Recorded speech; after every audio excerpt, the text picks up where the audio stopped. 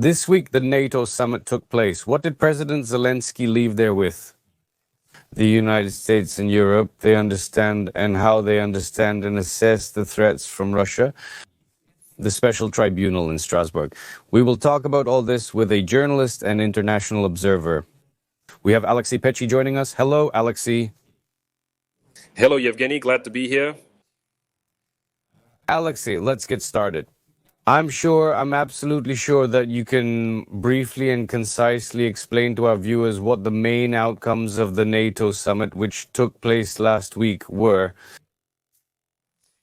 Well, I can't promise to be brief, but let's try to figure it out. I think the main takeaway is actually the mood of this summit, the fact that there were no scandals. Many people were worried that Donald Trump might, get into a long debate at some press conference or even leave the summit altogether, like he did in Canada at the G7 summit, and none of that happened. And overall, despite the fact that this summit was quite limited in terms of time, it was actually much shorter than all the previous ones. Still, I look at it from a positive point of view. I see more positives in it. And even though, for example, the final communique of this summit did not have such extensive mentions of Ukraine or a detailed mention of Ukraine's future in NATO, it was briefly noted there that Ukraine's path to NATO is irreversible. I'm rather skeptical about this on the one hand, because, for example, Turkey's path to the European Union is also irreversible, and it's already been going on for about 40 years. They seem to be on this path, but they still haven't joined. And here, I'm not bringing up this example to, scare the Ukrainian viewer, like saying that we'll also be on our way to NATO for 40 years. No, here we just need to, maybe lower our expectations a bit on this issue, like when will we join NATO? And today I was actually thinking about this and I remembered something. Actually, the waves of NATO expansion in the 21st century first happened in 1999 and then again in 2004. These are the two main waves that concern Eastern Europe and the accession of Eastern European countries to the North Atlantic Alliance. And here we need to look at what was happening during this period on the one hand with these countries and the NATO bloc and what was happening in Russia. And we will see that, for example, when in 2000, let's start with 1999, in 1999, when there was an expansion, Poland, the Czech Republic, and Hungary joined. What was happening in Russia? There was just such an intense struggle for supreme power developing in that country. Yeltsin was already weak, Putin was not yet president, and Russia was getting involved in the Second Chechen War. And overall, from a political point of view, the situation in Russia was very shaky and unstable. A wave of expansion is taking place. And in 2004, Bulgaria, Estonia, Lithuania, Latvia, Romania, Slovakia, Slovenia. Such a massive NATO expansion in Russia. Again, there are elections, the events in Beslan, once again, the continuation of the war in Chechnya, and again, an unstable situation. In 2023, 2024, Sweden and Finland, a full-scale war of Russia against Ukraine. That is, this expansion always happened, first of all, at a moment of Russia's own weakness, and secondly, when these countries were ready for it. And now we're getting to the most interesting part. You shouldn't see the fact that Ukraine's NATO membership isn't mentioned in this communique as something critical. Because the main event of this summit was actually reaching an agreement to spend 5% of the gross product on defense. And we saw an interesting phrase in the communique, I even wrote it down for myself.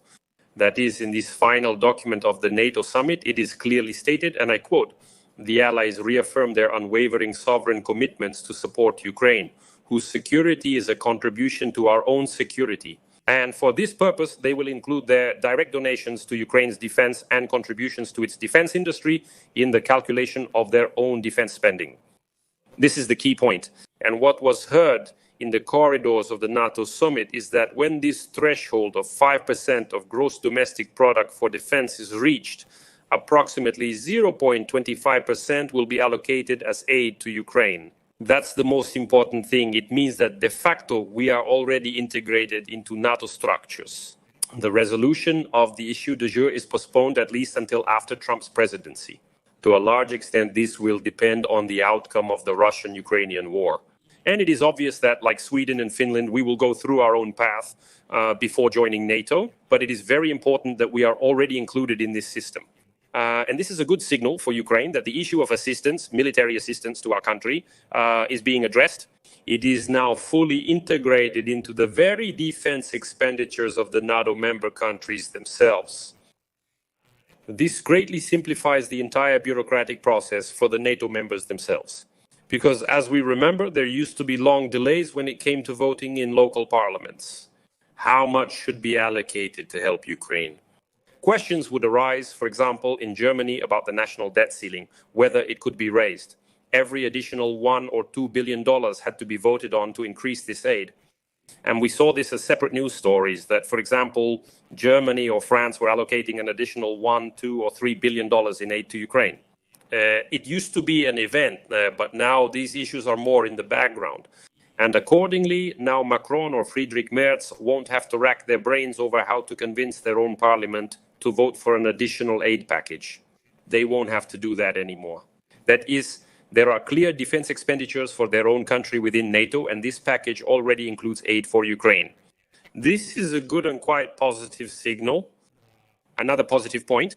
What else I want to point out is the meeting between Zelensky and Donald Trump, after which we heard a certain signal that Ukraine will still receive missiles for the Patriot systems, and possibly the Patriot systems themselves. And here's another, the most important, in my opinion, result of this summit. All NATO members now have a general understanding of how the North Atlantic Alliance should act further under the presidency of Donald Trump. Because, for almost the first 6 months, we saw this kind of doubt. Macron with Keir Starmer, then with Friedrich Merz, were rushing around, traveling to Washington, trying to negotiate, and it wasn't clear how this structure would continue to function. There were concerns that the United States, even if they don't leave NATO, could definitely interpret Article 5 of the NATO Charter very differently than the Europeans do. There were many questions regarding the coordination of aid to Ukraine from the North Atlantic Alliance. At this summit, it seemed to me that it became clear that everything had come together, this understanding of how to act. That is, Europe has finally accepted the fact that its defense is its own responsibility. This is exactly what Trump talked about a lot, and Ukraine is actually a part of this very defense of Europe. Because with the United States of America, as they say, you shouldn't ask for help, but buy it.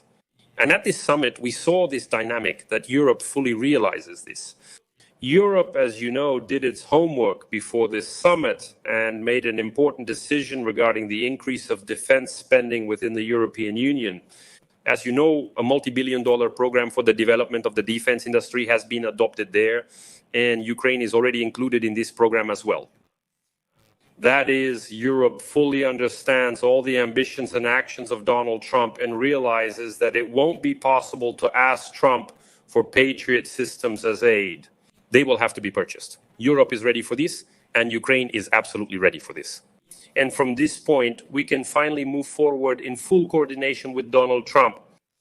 And if you look at Trump's rhetoric after this summit, I remember there used to be an expression before Trump like, the leader of the free world.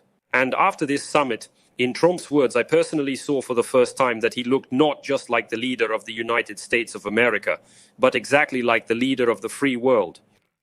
When he said that he came to this summit with one attitude and was leaving with a completely different one, I saw how European leaders love their countries. I saw that they are ready to defend their countries, ready to spend this money on defense. And accordingly, if Europe continues to move forward with this attitude, then the United States of America is also ready to defend Europe, help with rearmament, and so on.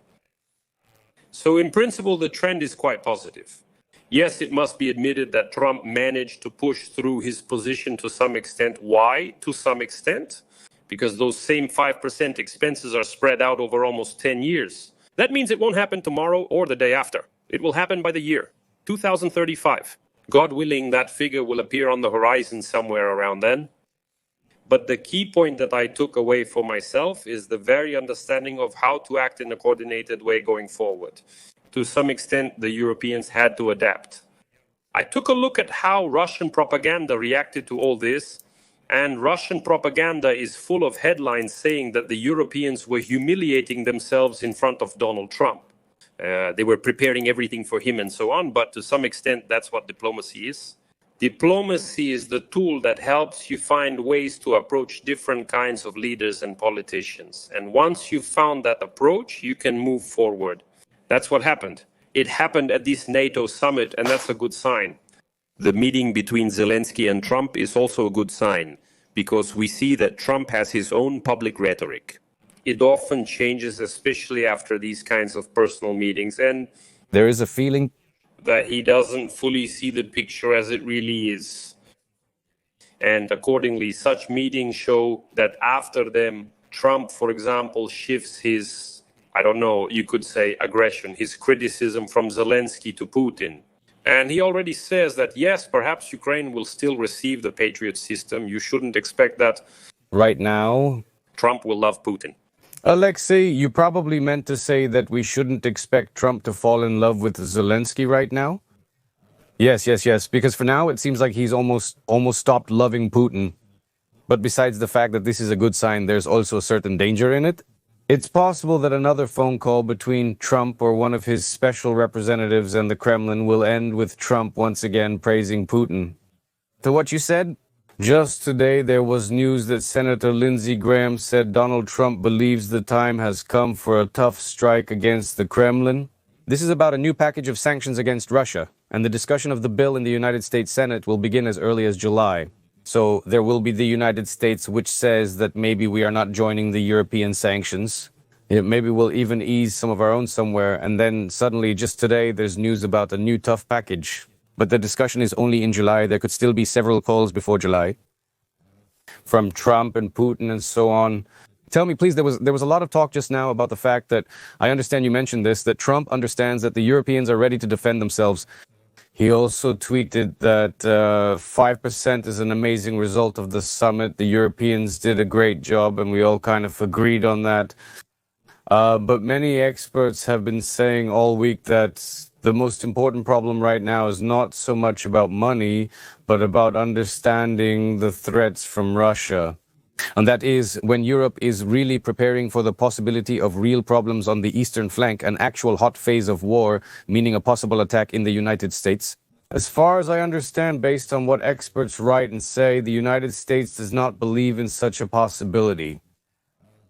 Just tell me, please, are the experts mistaken? Maybe the United States also understands these threats, and if they don't believe in them, then why? What is lacking? Is it data, trust in Europeans, or is it a complete misunderstanding of what Putin really wants?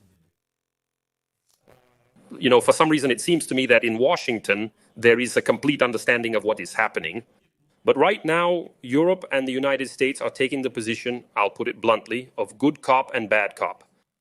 And this was clearly stated by United States Secretary of State Marco Rubio, who said that, for example, we are not imposing sanctions yet because it would disrupt our developing dialogue with Moscow. In other words, Washington has taken the position of a peacemaker, a negotiator, the good guy who can talk to everyone, even to villains.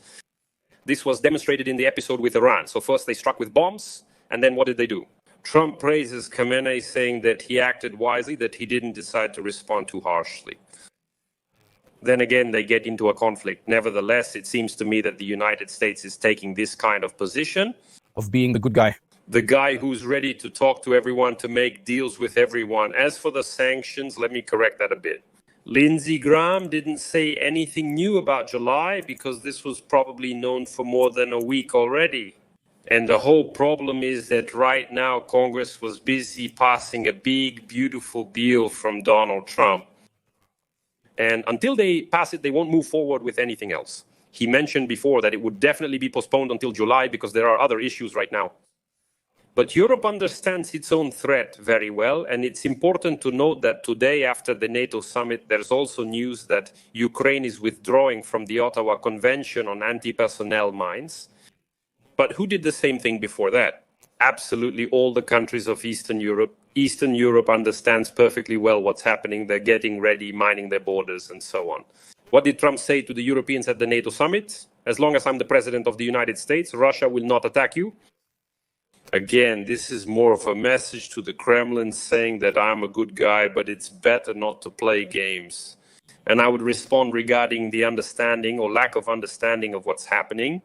with the words of Friedrich Merz, who gave an interview and very clearly stated his position on Trump.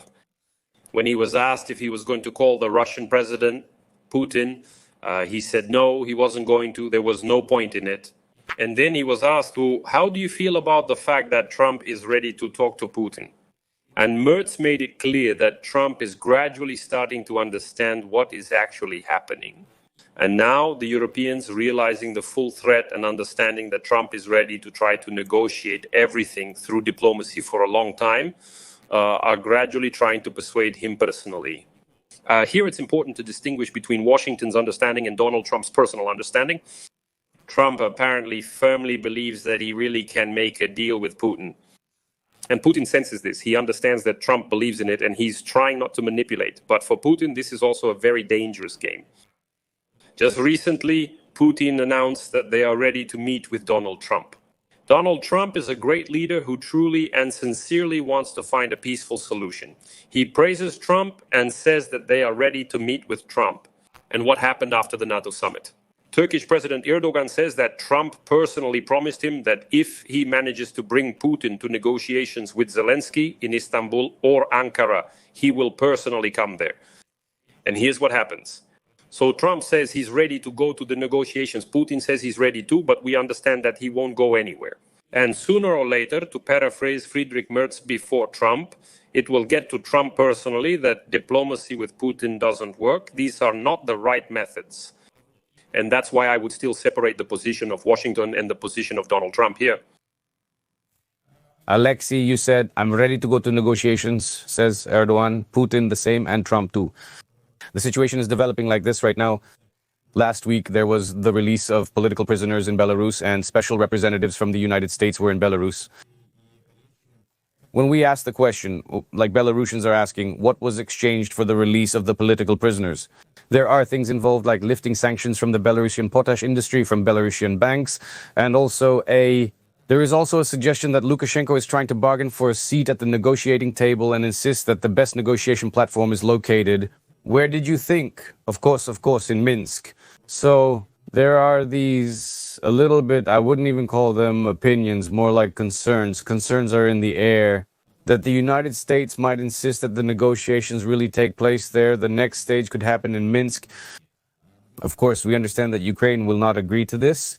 And so I have a question for you. After all, you are an international observer. You understand all the countries and political situations, especially in our region.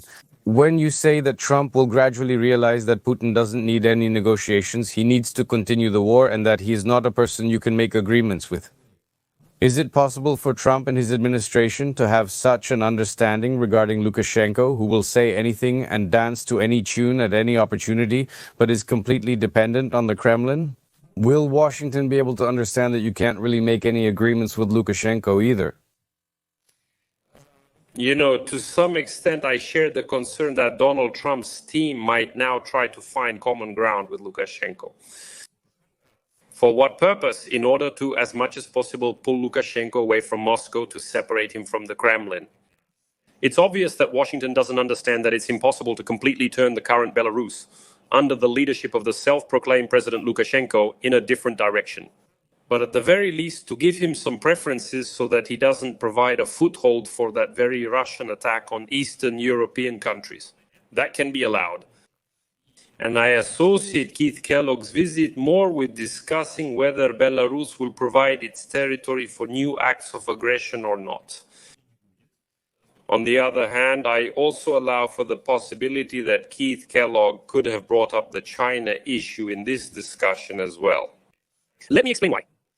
Right now, basically, the United States of America, paradoxical as it may sound, is actually trying to use China to pull Russia's allies and partners away from the Kremlin as much as possible. This happened with Iran. Well, let's say it hasn't happened yet, but there are definitely signs that it will. After the United States bombed Iran, what did Trump say? He said that, for example, we don't want to lift sanctions from Iran yet, and we're not going to, but, for example, we're not against it. And we will turn a blind eye to the fact that China will buy much more Iranian oil, which is actually under sanctions. And then Iran will be able to make money from this and try to rebuild its country. This is a good signal that says, like, China, we won't touch you. For now, Work with this more predictable partner for you. Buy oil from them. Buy less oil from the Russians. The same goes for Belarus. Maybe it's because now Kellogg might be trying. Again, it's not just a matter of lifting sanctions. There are potash fertilizers and everything else involved. This is probably not aimed at Europe. Again, it's a signal that we might turn a blind eye to your cooperation with China. So develop this cooperation with Beijing, not with Moscow. They'll try to move more in that direction. We will turn a blind eye to all of this and not impose additional sanctions on you if you gradually distance yourself from Moscow. So this is an attempt to show Lukashenko that he doesn't have to fully embrace Putin. You can step out of them a little and you'll get certain rewards for that. I associate the recent events this month, including the visit of Kellogg, more with this rather than with Washington saying, yes, indeed, Minsk is a great negotiation platform. Why? Because Kyiv will no longer agree to this. But Kyiv will no longer agree to this. It's absolutely clear now that this is not the platform where negotiations can be held. Alexei, could you please tell me what did Europe want to show Lukashenko when the International Tribunal against Lukashenko was created for his involvement in the war and the illegal removal of Ukrainian children from Ukraine? Here is the International Tribunal, and Pavel Latushko himself says that all the documents are there. There will be a tribunal. There will be a warrant. Basically, he will be arrested at the first opportunity. What did Europe want to show Lukashenko? Look at that. They're saying, turn away from Moscow or we really will issue an arrest warrant. Notice Lukashenko has already started to turn away a little. If we look at the statement about the Zapad 2025 exercises already, after all, the Lukashenko regime stated that we will not hold them near the western borders. We will try not to provoke the Europeans. We will conduct them a little deeper inside our country so that Poland and the Baltic states don't think that we are planning to attack them. Again, this is an attempt to show that it's better to keep us at arm's length and not get any closer to Putin. Just stay in the status you're in at the moment. Because we have tools of pressure, but objectively, Europe has them too, and they can, in principle, squeeze Lukashenko's regime even harder. But they don't do that, and they tell Lukashenko to at least keep an arm's length distance from them. Alexei, thank you very much for your answers. Thank you for sharing your thoughts on all the questions we were interested in. Thank you. Have a good evening.